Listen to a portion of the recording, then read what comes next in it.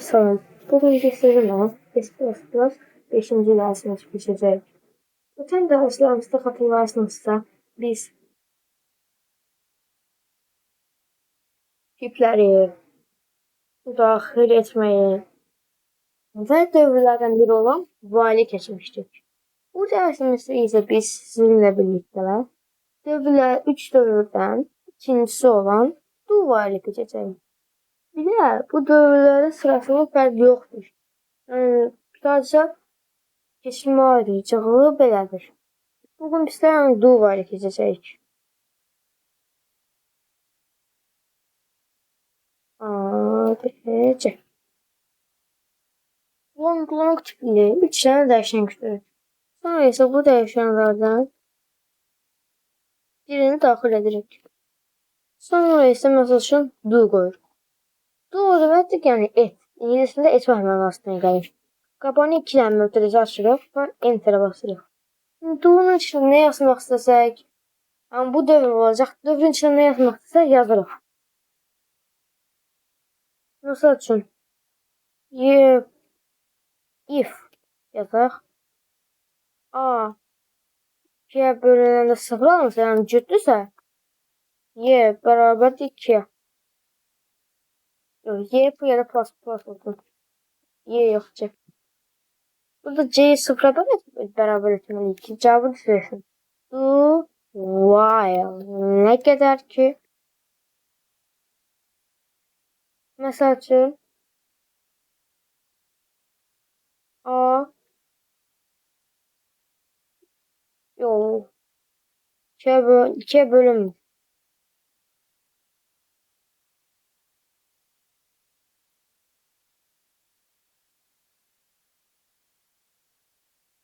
Məsəl üçün bu kodda biz cüzələr daxil etsək, yenə də cavabı 1 verəcək. Bir dakika, bu kompresör hatası verəcək. Onda esaut 1. Ama burada tek daxil etse cevabı esaut 1 yox edəcək. Ama esautda cevabı 0 verəcək.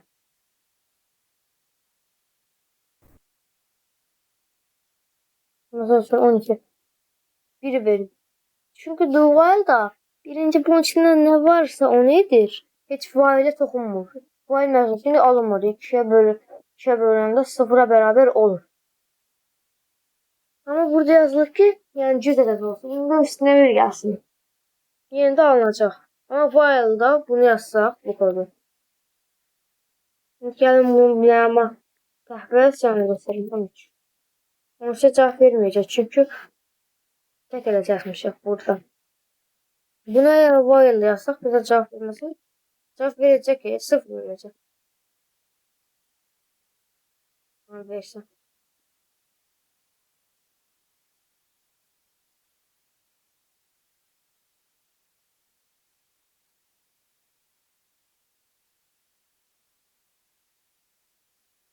Mesela gelin 12 yazsak.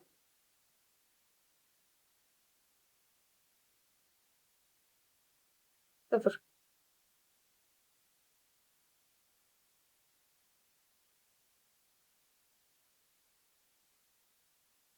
Yok ya.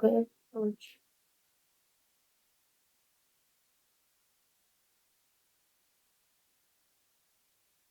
Cevap vermek çok severim. Çünkü hiçbir işlem ötümür değer çağırır. Onun için tekrar helal cevap verilir. Benim kodum sahne var. Tahta while olan. Bu da do while'ın içine istesiniz. Yani bunun umumium şeyler diye yani en mənalı şeyler diye yazsın. If A 2'ye bölünmüşsə, 2'ye bölünmüş 0 alınsa plus. Bu da yeni de cevabı tek ədəd yazsaq bu sefer 1 verəcək. 2 ədəd yazsaq içine verilməyəcək. Ne qədər ki bərabər. Mesela 12 yazsaq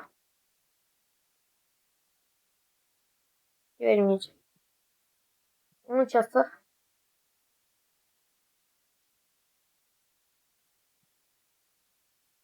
veriləcək. Çünki tek ədəd yazmışıq. Bunun üçün sizə else oturabilir artık. Else Noktası olmuyor. Neyse. Ha, cütse fosfora böyle geçiyor. Bu da demek ki nesli her defa iki defa atırsın. Bu da böyle elemeyek. A ne kadar ki böyle böyle sıfırda. Burada A, B, B, A, B, sonra.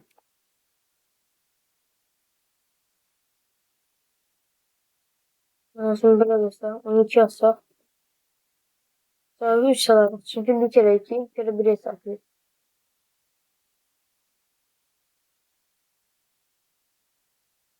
Cevabı 29'u kadar bir kere yazsak 13 alırız.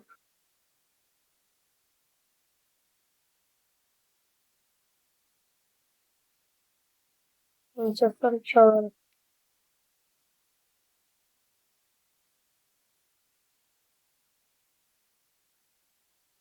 Neyse sonra bu üzere çıkışa böyle verebiliriz. Gerçi bunu yazmak için valid, do valid test çok da kod yazmak.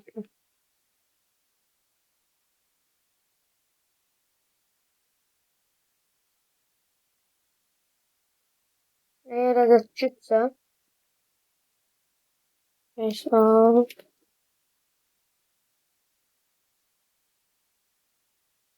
şu yazdık.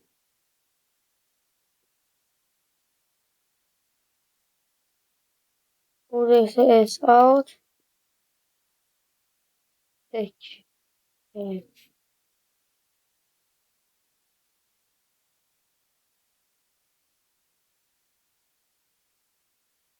Bunu da buradan silah. Kodda bir daha şey var. Yani bir işaret. Kodların çoxusunda bir dəyişənə bir şey yaranmır. Yəni kodumuzu yavaşlatmasını yaşayabiliriz. Yəni soracağınızın ki, çok olduğunu yapacağım. Mesela 12. Cüt. Mesela için 13 yazıq. Yani tek adet. 13. Belki de. Bugünlük dersimiz bu kadar. Sağ olun.